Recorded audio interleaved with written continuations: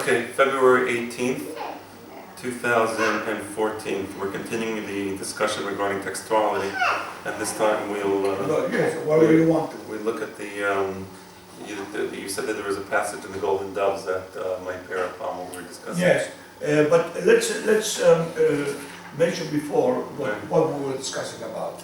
We were discussing that Sa'ad Yaga'on points out that there's a difference between the Chumash that was received by Moshe Rabbeinu in Har Sinai and let's say the Nevi'im, which of course came later, and the Ketuvim, which of course came later. Yes. And he was Sa'ad Yaga'on went more into the purpose of the different things. So, for example, he said that the Shir HaShirim represents the sort of the dialogue between the Malachim and HaKadosh Baruch Hu. Mishle represents the lessons of a wise man based upon the natural, what we call natural nature, natural rhythms in the world. Right. Iyov has to do with the question of Hashgacha Peratit, and so on and so forth. What I wanted to discuss today was the notion of Korei Ke'igeret, since it's soon as Megillat Esther, what's the difference between a regular book, let's say, and an Igeret? Yeah. Right. All right. There are several differences. The first one has to be with Ta'amim. Ta'amim HaMikra. Ta'amim HaMikra was reserved solely to the Holy Scripture. What does it mean, Holy Scripture? Nothing to do with theological. These are the books that were part of the national publication of Israel. How do you publish a book nationally? Like Moshe Rabbeinu. He took the Torah and he put it in the Aron and he gave it to the Kohanim. By virtue of depositing it, a copy, the original copy, in the hands of the Beit HaMikdash, of the Kohanim, this is published. And in this way, a Jewish Chumash, for instance, is different than any other book in history, including the U.S. Constitution. What is the difference? Number one, this is not a private book. It's not like the Divine Comedy or Shakespeare's poetry. This is a national publication. The Torah published nationally is not different, or is much more obviously than $1. You cannot say, well, this is almost like $1 because this, or you could impound the dollar because Washington, according to your theory, should be written with without a G or with a G or with an H. This is a national publication. It's not difference. The point is than a stamp. You could say, well, this stamp is not good because really Washington is supposed to have a beer, or this is supposed to have a beer, or this this is Franklin Roosevelt, and Franklin Roosevelt was not there. All this, there's something basically illiterate in biblical criticism. In what way is illiterate? They do not understand that the Torah is a national publication. So it's a national book. And how it becomes a national book, there are two dimensions to it. Number one has to be deposited in the Aron, yes. Later on, Nevi'im Ketuvim, they were published in the Beit HaMikdash. Obviously, they were not published in the Aron of the Torah. And there are sacred books, and I'll explain in a minute in what way they're sacred, because they're a national publication of Israel, were published in the Beit HaMikdash. And later on, the text of these books, that's very important. We don't know it because of the transmitter of Torah Sheba'al Peh, but because of the transmitter of Torah Shebechtav, namely Hachmet Iberia and the Masoret. And that's the Rambam says this is very clear in the Sefer Torah. So therefore, we have a text. This is the written text. It is a national text. Yes, at least. Yes, with the same status, much more we believe, than a stamp. And just like nobody could say, well, the stamp that should not be accepted because of blah, blah, blah. The blah, blah of analphabetic biblical critics do not know how to read a pasuk in the Torah, and there it is. Because in the same way that because of their criticism, you cannot say the stamp of Benjamin Franklin stamped is not good because in my opinion should be correct. That's number one. But this is the number two thing. If you have a published, nationally published book, Drash Bechtav, where's the Chumash, or Nevi'im, or Ketuvim, or the Hamesh Megillot, to copy from the original, a copy of the original equals the original. That is a fantastic thing. In other words, if I have a copy of the original Chumash, this is equal to original. So therefore, what we have today is a copy of a copy. Therefore, there is no difference between, from the point of view of not talking history, from the point of view of Kedusha, between the book that you have in the Sefer Torah, in the Beit HaKnesset today, and the book that Rambam had. Yes, because the book that we have today is a copy of a copy of the copy, and therefore it has the same set. So therefore, there are two dimensions to a book. Number one, it has to have been published in the Beit HaMikdash by the original Kohanim, and the successor of the Kohanim were the Hakmei HaMasoret, as Rambam says it in the Mishneh Torah, in the Sefer Torah. So therefore we have, this is number one, and number two, a copy of a copy equals the original. Right. And one of the things that we were studying in Masechet Megillah, very interesting law regarding, of course, the highest level of Kedusha is the Sefer Torah. And the question was, well, since it's the highest level of Kedusha, for example, would you be able to sell a Sefer Torah for the purpose of purchasing another Sefer Torah? Because there is no higher level, so at least you should be able to do that. And Halakha is no, you may not sell a Sefer Torah to buy another Sefer Torah.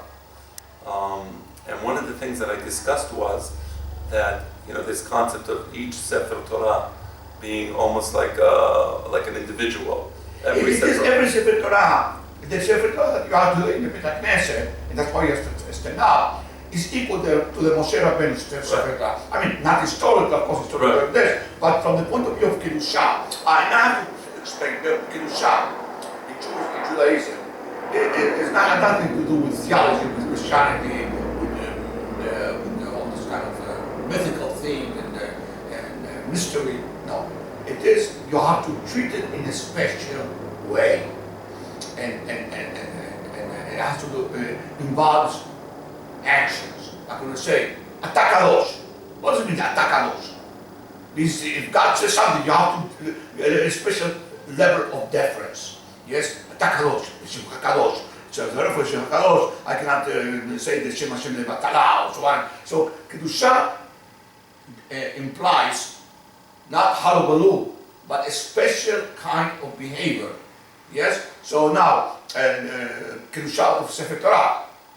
One of the things is you cannot sell it. You could sell it only in special cases. The fantastic. You say Talmud Torah. That's yes. it. All right. And that in itself is fantastic.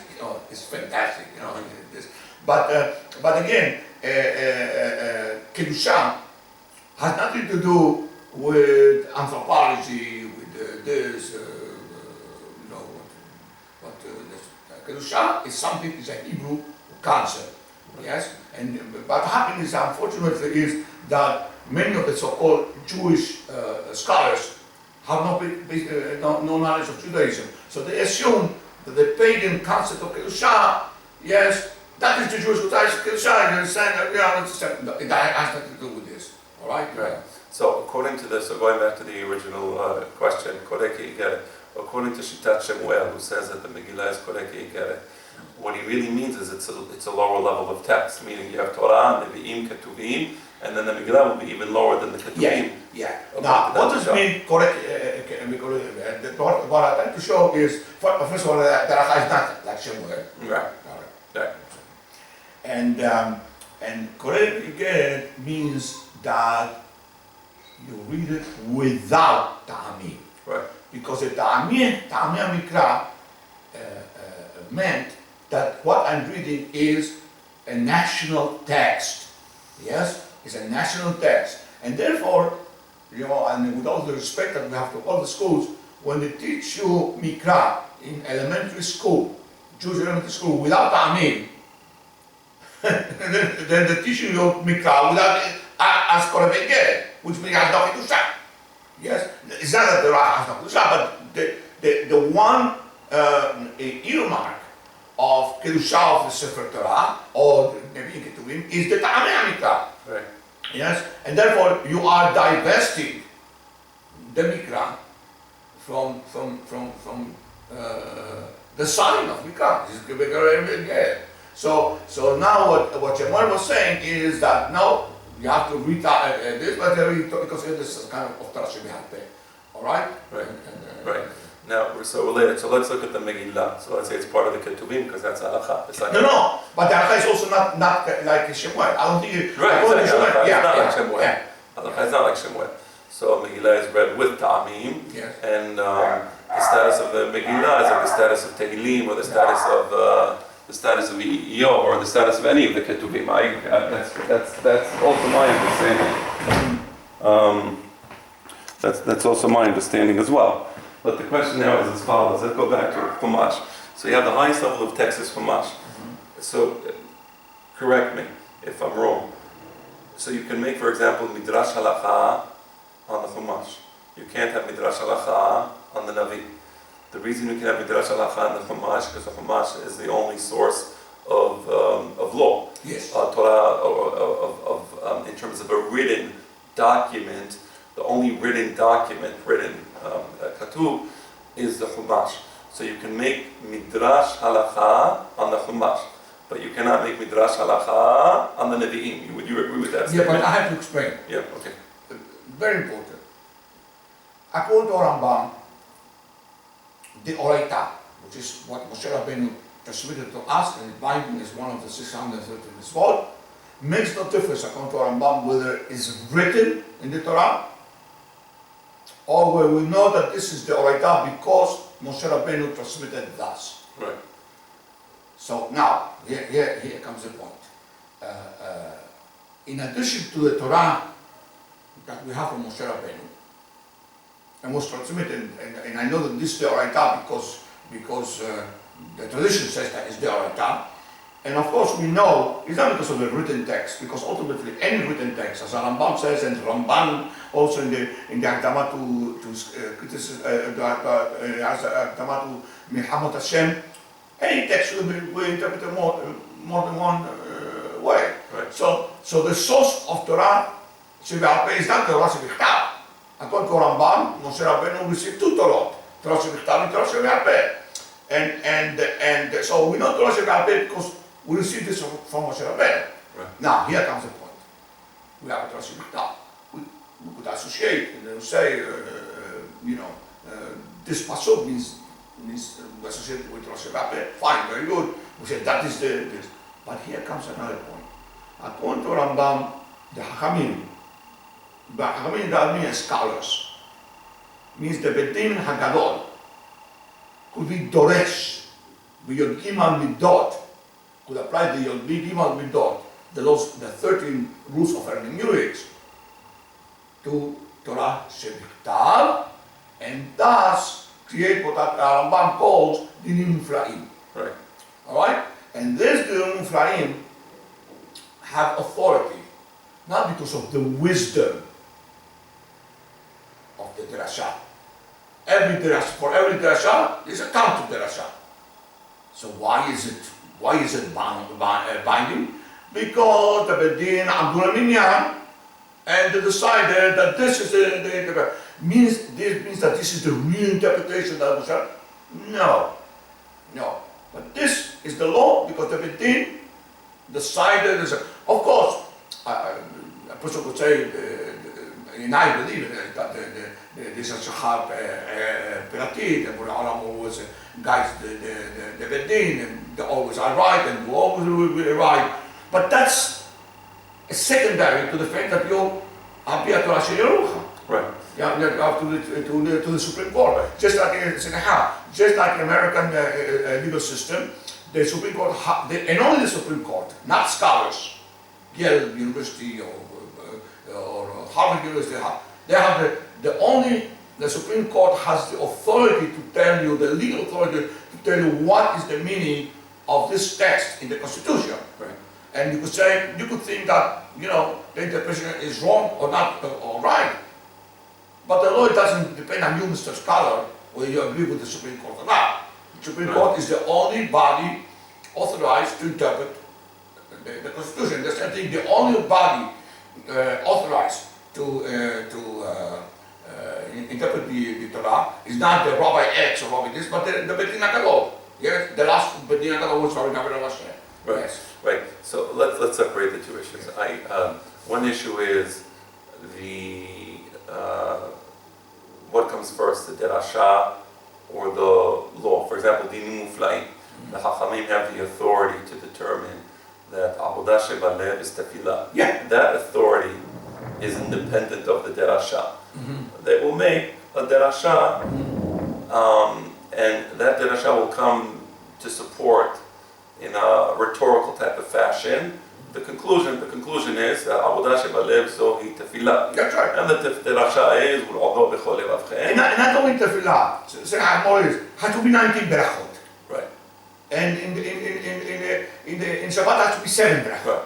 And this is if you didn't say Hamelech Kadosh in the Asher Yom Teshuvah, it's not tefillah. Right. So all this thing is the authority of the Beit Din. Right.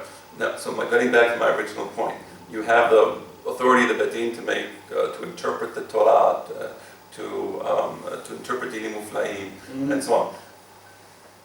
The derashot that they make, the midrash halacha, will be on the pesukim that we received from Moshe Rabbeinu in Sinai, meaning on the Chumash. They won't make midrash halacha on the Nevi'im. Sometimes the Gemara brings pesukim and the Navi to interpret a word, to show why a word means this and that. But the midrash halacha itself, the Yad Midot will be on the Torah and Chumash. Right, and that's because the Chumash is the ultimate source of authority, as interpreted by the Hachamim, of course. When I say I don't mean that there's an interpreter, I mean to say that the Chumash, as interpreted by the Hachamim, is the ultimate source of authority. It's true that the Hachamim can reach whatever interpretation they want to reach, and then make a derasha to connect their interpretation with the pasuk. But the point is, they will only make those interpretations or those derashot on the Chumash, because the Chumash nitena likrot v'nitena lidaresh. Right. Lidaresh. Yes. So you have the ability, number one, to read it publicly, and also the Beit Din will make derashot, legal derashot, on these pesukim. Yes. That's Chumash. But I like very much nitena likrot. In other words, to read with the ta'amim. Right. One of the things I saw that the word koreh in Hebrew normally means koreh with ta'amim. If you don't read with ta'amim, this koreh ve'igeret, or koreh ve'igeret. Right. So when it says the krot, koreh ha'shema, etc., means with ta'amim. We love everybody, but the fact that they read Kriyat Shema without ta'amim, from my point of view, is problematic. Yes, right. And you cannot teach you cannot teach the Chumash as Ke'igeret. If you read it Ke'igeret, then the people will treat it as Ke'igeret. And I want to say something, and we should say that the reason why there were so many biblical critics coming from the so-called Jewish tradition, many of them they studied, or the teachers studied in so-called yeshivot, is because they read it Ke'igeret. If this is a national text, it has to be read with ta'amim. Right, with proper ta'amim. Yes. Right, and proper pronunciation. Okay, so now we have the Chumash. Nitena likrot v'nitena lihidaresh. Okay, and by derasha we mean legal derashot. Yokim al midot שהתורה נדרשת. Right. שהתורה doesn't mean nach, it means Chumash. Right. שהתורה נדרשת. Okay, so now let's go to the lower level. The lower level is Navi, and then the lower level still would be Ketuvim. Navi, I believe, if I remember correctly, nitena likrot velo nitena lihidaresh. Is that It doesn't say, the Gemara doesn't say this. You could assume or not assume, whatever it is, I don't know. Well, I don't know, it's very important to always ascertain what should, I don't talk about myself, what I don't know. Right. Yes? So, Torah means Tenani Daesh. Right. And Torah means Tahmsah B'Shekra. Right. Yes? I don't remember, although maybe that they made it a Yogim Midot and a Pasuk from the Nevi'im to learn Halacha. I don't remember. Maybe there is something I don't. I think there is. If there is, please this night. But you do agree that the Navi, you read it in public with Ta'ami? Yes. Is that? So how do you read it in public? Right. That's the whole idea of Haftarah. Today we design a Haftarah for every Chumash. But originally, it was up to the Kohen to read a portion of the Navi. Right. That somehow, in the mind of the Kohen, that's why Haftarah was so fitted with the message of the Chumash, right, of that particular parasha. Right. And I have no proof of this. This is only my supposition that sometimes the parashat Shavua dealt with something that's happening today, right, and therefore the ability of the maftir would be to bring Haftarah that would point out to the relationship between what the Chumash is saying, yes, what the Navi is saying, and what's going on today in our lives. Mm-hmm. So that's my imagination. I have no proof that this was so. Yes, although I mean I may have some proof, but that's right, not the point. Right. The point is that the Navi occasionally was read in public. What I mean by occasionally, Haftarah.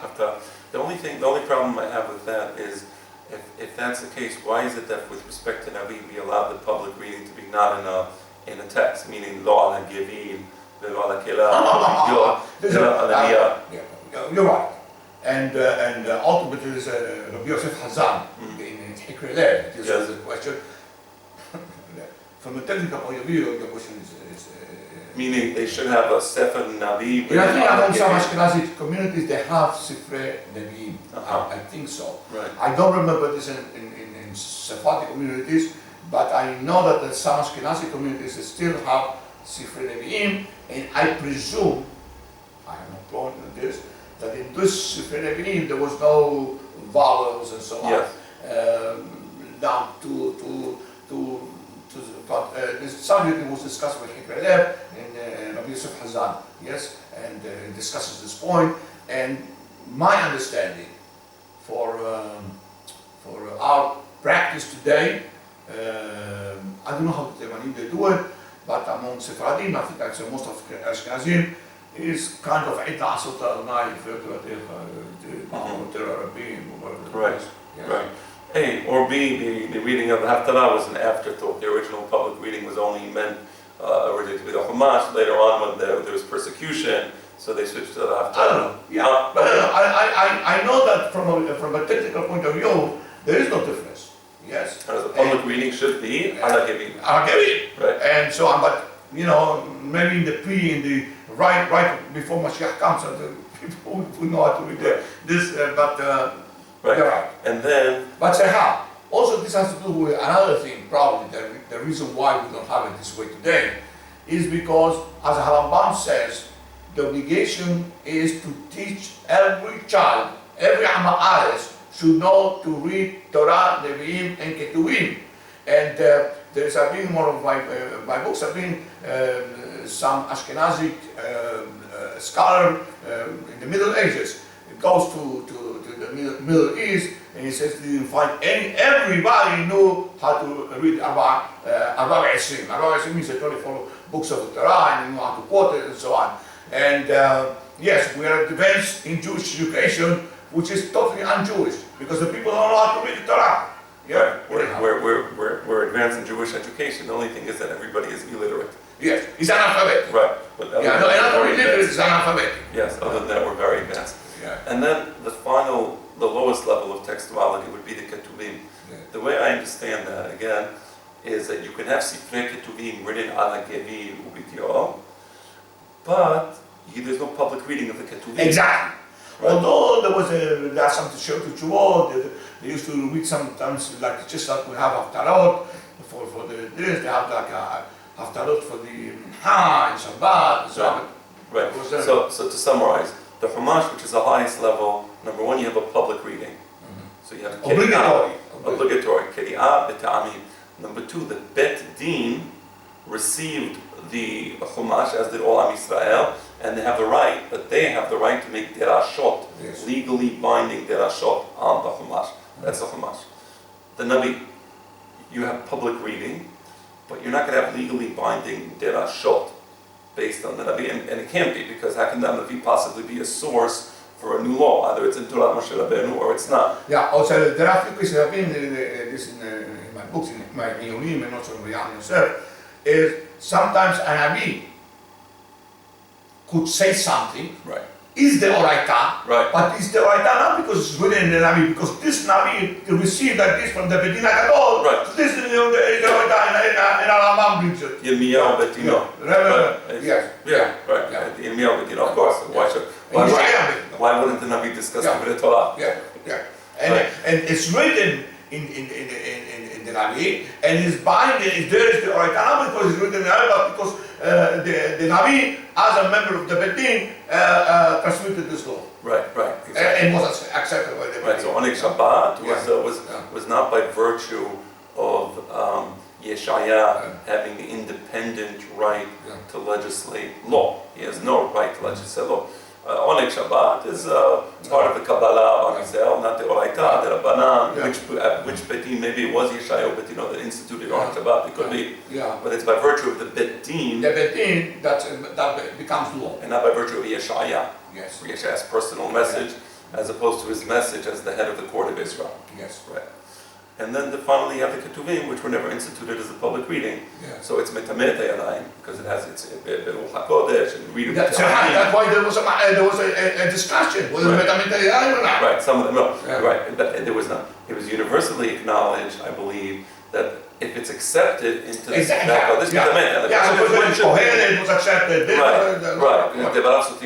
So maybe it shouldn't even be in the Ketuvim. But once it's in the Ketuvim, it's Metamet Yadayim. Exactly. And then Esther was the final, on that there was a debate, should it be Geret, should it be Katuv, and the answer is no, it's part of the Ketuvim. And that's Halacha. And that's Halacha. And therefore Mitamet Yadayim. And therefore Mitamet Yadayim. And therefore, interesting thing. I deal with this, I wrote an article about that. And the truth is that there was, I think the Yeshua Pumbedita, that they read Megillat Esther without Ta'amim. Also among the Temanim, I don't know whether all the Temanim, but some of the Keilot of Teman, they read without Ta'amim. Right. And I was told that also the Jews in Amsterdam, they read without Ta'amim. Right. Now let me tell you why I think they read without Ta'amim. Because probably they follow the tradition of Shemuel that it is Bekorek Igeret. Bekorek Igeret is why the Jews in Amsterdam, they saw the Jews in Teman, because it all over the but probably they had the tradition, Shemuel Nehande'a Pumbedita. Yes, probably, that yes. But what about the Jews from Amsterdam? I don't think that they have this because they had a tradition from Pumbedita, because it did not Ta'amim. That's what I think, but I don't know, and yes. Right. But again, the Ta'amim, it means that this is an official Jewish, it's a national book. Right. Yes, it's not Shakespeare. Yes, it's not Gone with the Wind. It's a national book. Now, again, I have to say about those so-called biblical critics, they have no respect for the Jews because they don't believe in a Jewish nation, and they assume that Judaism is a religion. And once they assume that Judaism is a religion, you're assuming that it has the same canons as the first religion, which is Christianity, which has to do with theology. And since their understanding of Judaism is based upon theological, and the theology doesn't make sense to them, also because they're not theologians, they misunderstand the whole point of a national publication. Right, right. So the final point I wanted to say is, and this is just anecdotal, well, not anecdotal, but it's interesting. Lately they have this custom that people write the Pituma Ketore, the whole thing, meaning also the Mishnah. But you would agree with me that that's a violation of Devarim Shazeh. But they are miskening. Right. Listen, they want to do not only this, Kabbalah. They should no please, no. They go straight into Kabbalah. Right. All right. There's a miskenim, you know.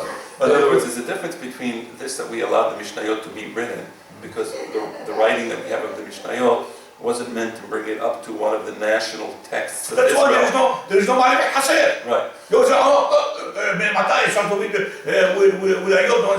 Right. So the same way, for example, there's a difference between a legal textbook, let's say Prosser on torts. He was one of the great professors of tort law, and he wrote a book, Prosser on torts.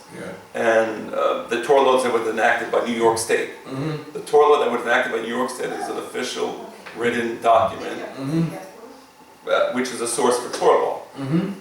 Prosser on torts is great. I know. It interprets the tort law, but it's not a written document itself. Because there's different levels of text. So also, for example, you have Mishnayot. Mishnayot is not a written document, right? And Mishnayot is an oral. It doesn't mean you can't physically write it on paper. That's right. But the minute you write it on a kelaf, what you're saying is this is one of the national published books of Israel, which of course the Mishnayot is not. It's Torah Shebe'al Peh. It is an oral text. It is a text. And that's why, in other words, it was only from Ben HaKadosh onwards. Yes, the words and so on, etc., etc., etc., etc. And also when Mishnah happens to pass by, you don't have to stand up like this. Or you cannot make the Rashot on Mishnah because you can only make the Rashot on the written text. You can't make Mishnah. So, and I just want to clarify this point. Mishnayot is a text. It's a formulation of words which must be adhered to strictly. It is a text, but there's a difference between a written text and an oral text. A written text, for example, could be nimsab to the Betin, could be midrash, and so on. An oral text cannot be midrash. You can't have a derasha. An oral text, exactly. So therefore, the Mishnayot is not mitamer ta'edan. If somebody was to write it down in this, whereas a written text will be mitamer. The Mishnayot will not be deposited in the Bet HaMikdash. Exactly. It's deposited in the mind of the Sanhedrin, which were not in the Torah Kodashim. Or people may have private copies of the Mishnayot. That's fine, and indeed people should have private copies of the Mishnayot. What happens if I have a written copy? Right. And one of the Hacham Mishnah, a member of the Betin, said, no, we didn't say me'ematai, we said me'ematai. We don't care about the written text. Right. Without being approved from the you know, and therefore they used to have in the yeshivot of the Yalim, and I've been in my Bayan Yosef and so on. You have to have people that they were memorized, and Tanaim were not Tanaim, just like we mentioned Rabbi Meir, were people who were authorized to tell you what the text of the Mishnah is. Right. All right? What the text of the Mishnah is, and then if you have a mahloket, what the text is, you use a Tanakh. Right. The yeshivot used to have Tanaim. Right. And they taught the little boys the Mishnah Be'al Peh. Right. And you know that this is the text, yes, who was your teacher? Tanakh Peroni. Very good. Right. You started with a Tanakh. Right. Yeah? Right. And the last point, written text versus oral text. Written text, they're concerned not just about the words, but about the letters, the precise spelling of each word.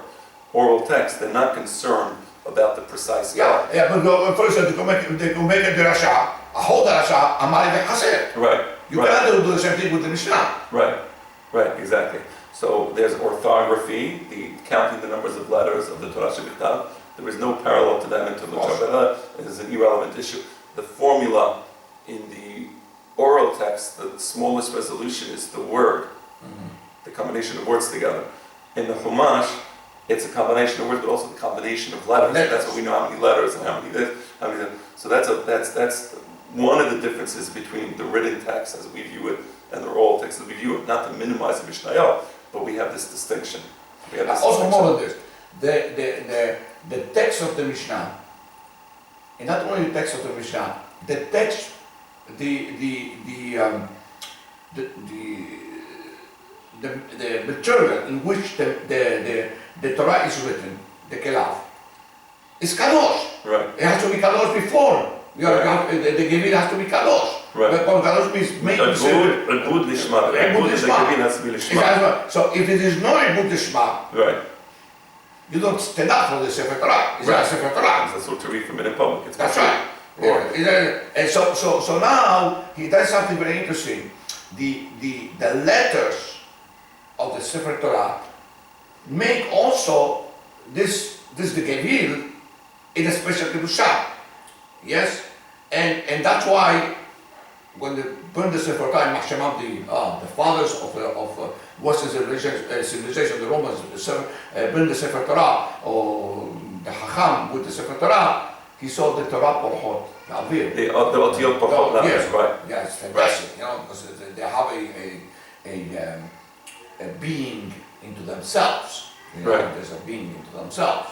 This is, you could destroy the Gevil, but you cannot destroy the letters. It's a fantastic idea, right.